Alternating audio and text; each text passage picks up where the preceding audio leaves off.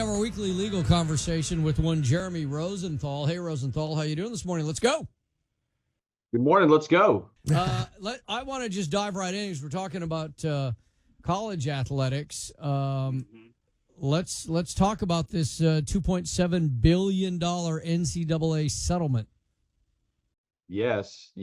I mean, look, this is groundbreaking stuff, and really, I mean, for a long time, I thought you needed to have a commissioner in the NCAA. Not kidding. I mean, somebody to sort of to rein these schools in, to rein the money in. It turns out that person's going to basically be a federal judge in California. They settled a class action lawsuit, $2.8 billion. It's going to reward money going backwards to student athletes who said, I should have gotten NIL money, and it's going to be going forwards into the next decade. And it's going to sort of prescribe how schools can really dole out some of this NIL money to the extent that they can control it. And it's going to give the NCAA a little bit of teeth for the first time in a while on how to enforce the NIL. So it's really groundbreaking stuff. The NCAA it appears from the outside with cases and with schools that get slapped with violations, there's like no rhyme or reason to that organization, or there hasn't been. I get your point. There should have been like a commissioner of it, a head who, and because when schools get slapped with violations, the reaction to it and the punishment for a violation is so inconsistent. One school that may be a blue chip school, a blue blood school, may get nothing. Yeah, we understand that you broke some violations, but you're going to get nothing. I mean, hell, didn't North Carolina basically have classes that didn't even exist? Yeah.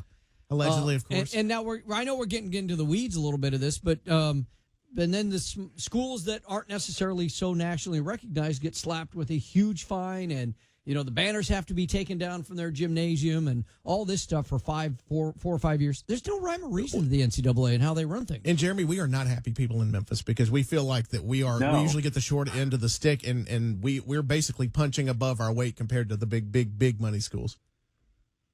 Oh, I completely, I'm with you. I went to law school at SMU.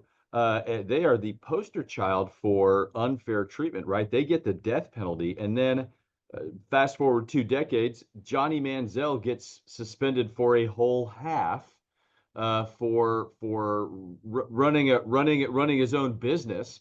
I mean, at that point, I was out. I'm like, okay, these guys are a toothless tiger, and apologies to anybody from Ohio State, but like if you're from there, it's nothing, right?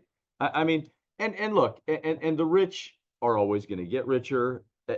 You're going to get me going down this path. But the good news here is that for the first time with this settlement, there's a little bit of rein.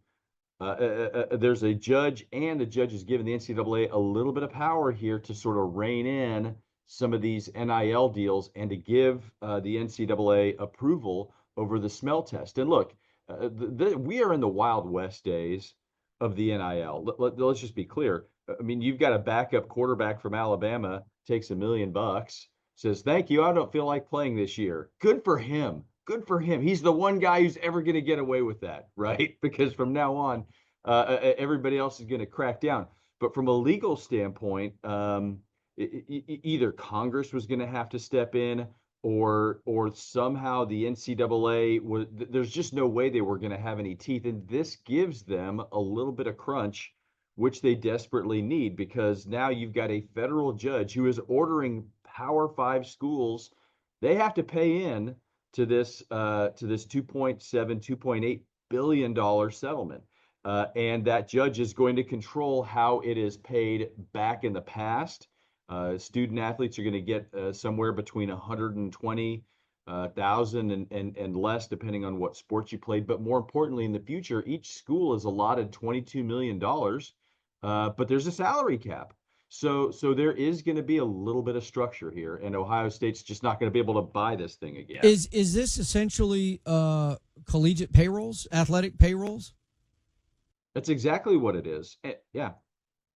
I mean, you've got the private NIL, that is like, right, you're going to go to the car dealership and that guy's a rich alumnus and he's going to pay you to pimp their cars. But then you've also got the universities themselves who are like, no, we're going to send these kids out to go hand out turkeys on Thanksgiving, and we're going to pay them $100,000 a year to do that, right? I mean, so in some ways the schools are directly getting involved now, but that's going to be regulated. All right. Well, now that we got that off the table for a few minutes, get us fired up on that conversation.